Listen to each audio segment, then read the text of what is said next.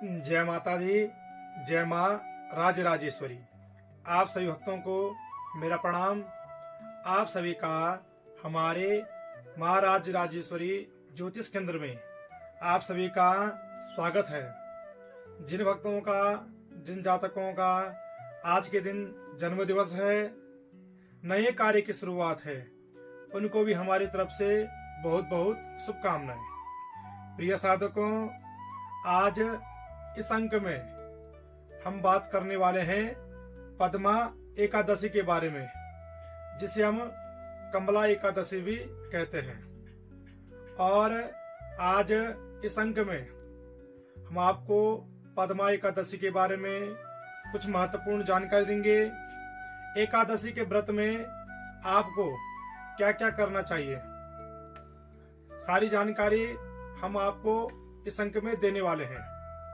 और जो पुरुषोत्तम मास में यह कमला एकादशी, पद्मा एकादशी पड़ रही है, इसका अपने आप में विशेष महत्व है। सारी जानकारी आपको मिल जाएगी।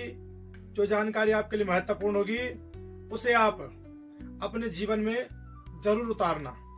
तो सबसे पहले आज का पंचांग देख लेते हैं। आज का पंचांग है संवत 2083, 11 जून 2026, ज्येष्ठ अधिक मास, कृष्ण पक्ष, रेवती नक्षत्र और गुरुवार। प्रिय साधकों, आप सभी को पता है, मैं अपने प्रत्येक अंक में यह बात आपको बताता हूं।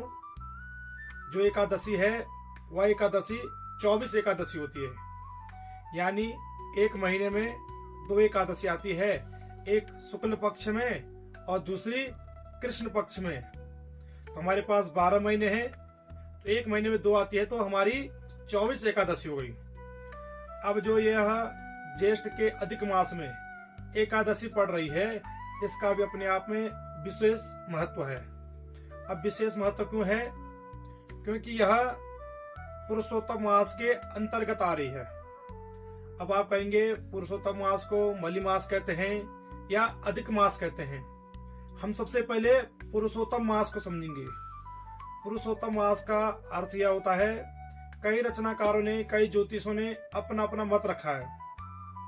इसमें एक मत यह भी है, कहने का तात्पर्य यह है कि जो 3 वर्ष में एक महीना हमारा अधिक बढ़ जाता है, वह अधिक मास, पुरुषोत्तम मास या मल मास कहलाता है। अब जो यह मल मास था, इसको कोई भी देवी देवता अपना नाम नहीं दे रहा था। कहने का तात्पर्य, हर किसी के पास गया, हर देवता के पास, आप मुझे अपना नाम दीजिए। जैसे आपका नाम होता है, हमारा नाम है, तो हमारी जो पहचान है हमारे नाम से है, वैसे ही उस महीने को नाम नहीं मिल रहा था। हर एक देवता के पास गया हो कि मुझे अपना नाम दीजिए, लेकिन किसी ने उसको स्वीकार नहीं किया। अंत में वह भगवान श्री नारायण के पास गया और नारायण ने उन्हें अपना नाम देकर कहा, आपको पुरुषोत्तम मास के नाम से जाना जाएगा, इसलिए इस मास को पुरुषोत्तम मास कहा जाता है। और बताया, जो इस महीने में मेरी आराधना श्रद्धा पूर्वक और विश्वास पूर्वक करेगा, उसकी सभी प्रकार की मनोकामनाएं पूर्ण होंगी। और कई जो विद्वान है हमारे, उन्होंने ये भी बताया है कि मल मास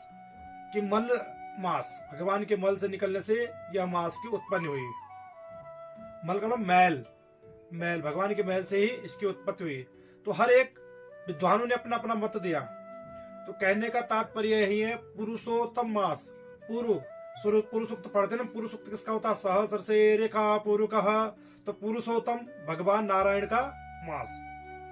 तो इस पुरुषोत्तम मास में जो भगवान श्री नारायण की आराधना करेगा, भगवान श्री नारायण का गुंजन करेगा, भगवान श्री नारायण के नाम का उच्चारण करेगा, भगवान श्री नारायण उसके जाने अनजाने में किए गए समस्त पापों का नाश करेंगे। अब समझते हैं जो आज यह कमला एकादशी है, इसके बारे में। इसको हम पद्मा एकादशी भी कहेंगे। पद्मा एकादशी की जो शुरुआत है वह 12:57 पे प्रारंभ हो गई थी और आज रात्रि करीबन लगभग 10:36 तक रहेगी। इसका पारायण आपने प्रातः 6:02 से प्रारंभ करके 10:07 तक इसके बीच में आप एकादशी का पारायण करेंगे। अब समझते हैं एकादशी में आपने क्या क्या करना है।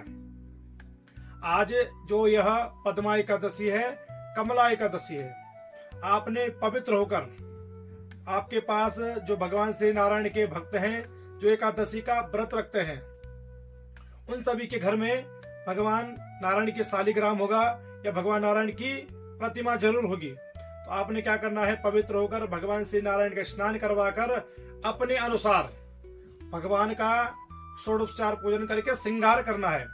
श्रृंगार करने के बाद आपने क्या करना है, भगवान को भोग लगाते आप चंदन तिलक अक्षत लगा के, दीपक दिखा के, धूप दिखा करके जब भोग लगाते आप, तो भोग में क्या है, तुलसी का दल या तुलसी के पत्ते जरूर डालें, क्योंकि भगवान श्री नारायण को तुलसी क्या है, अति प्रिय है। और भगवान कहते हैं जो भक्त मुझे भोग में तुलसी का भोग लगाता है, देखिए मैं उसके हृदय में बस जाता हूँ। आप किसी भी देवी देवता की आराधना कर लीजिए, हम ये नहीं कह रहे हैं आप किसी देवी देवता की आराधना मत करिए, आप भगवती की करिए, भगवान शिव की करिए, जिस देवता की आप आराधना करना चाहते हैं करिए। लेकिन अगर आपको बैकुंठ धाम की प्राप्ति करनी हो तो भगवान श्री नारायण की पूजा अर्चना आपको करनी होगी। क्योंकि आपने देखा होगा हर एक आदमी सोचता है कि मैं स्वर्ग लोक में जाऊं, हर एक इंसान की चाह होती मैं स्वर्ग लोक में जाऊं, लेकिन स्वर्ग लोक में आप तब तक रह सकते हैं जब तक आपके पुण्य कायम है। जैसे ही आपके पुण्य खत्म हो जाते हैं फिर से आपको इस मृत्यु लोक में आना पड़ता है। इसी प्रकार जब आपको भगवान बैकुंठ धाम की प्राप्ति हो जाएगी भगवान श्री नारायण के, तो आपको इस मृत्यु लोक में बार बार आना और जाना नहीं पड़ेगा, आप भगवान के श्री नारायण के समीप हो जाएंगे। इसलिए आप आज के दिन नहीं, जितनी भी एकादशी आती है उन एकादशियों में भगवान श्री नारायण का गुंजन करते हुए भगवान का स्मरण करें और भगवान का जो मैंने बताया तुलसी दल का भोग लगाएं, अपनी आरती संध्या वंदना करें और भगवान को देखिए। मैंने बताया है ओम नमो भगवते वासुदेवाय नमः, इस मंत्र का जाप आप जब चाहें तब कर सकते हैं। जो हमारे पढ़े लिखे भक्त हैं, पढ़े लिखे श्रद्धालु हैं, क्योंकि कई हमारे ऐसे जो बुजुर्ग हैं उनको पढ़ाई लिखाई नहीं है, पर लेकिन वो क्या है, ओम नमो भगवते वासुदेवाय का जाप कर सकते हैं। और जो पढ़े लिखे हैं वह विष्णु सहस्त्रनाम स्तोत्र का पाठ कर सकते हैं, भगवान का पुरुष सूक्त का पाठ कर सकते हैं। ऐसे ही अनेकों अनेक भगवान के पाठ का कर सकते हैं और भगवान का नाम करके अपने दिन को आज मंगलमय बनाएं। इसी के साथ हमारी तरफ से आपके जीवन के लिए मंगल शुभकामनाएं। तो चलते हैं, भगवान श्री नारायण से जुड़ते हैं, उनका आशीर्वाद प्राप्त करते हैं। ओम शांताकारं भुजगशयनं पद्मनाभं सुरेशं विश्वाधारं गगनसदृशं मेघवर्णं शुभांगं लक्ष्मीकान्तं कमलनयनं योगविद्यानगम्यं वन्दे विष्णु भवहरं सर्वलोकैकनाथं।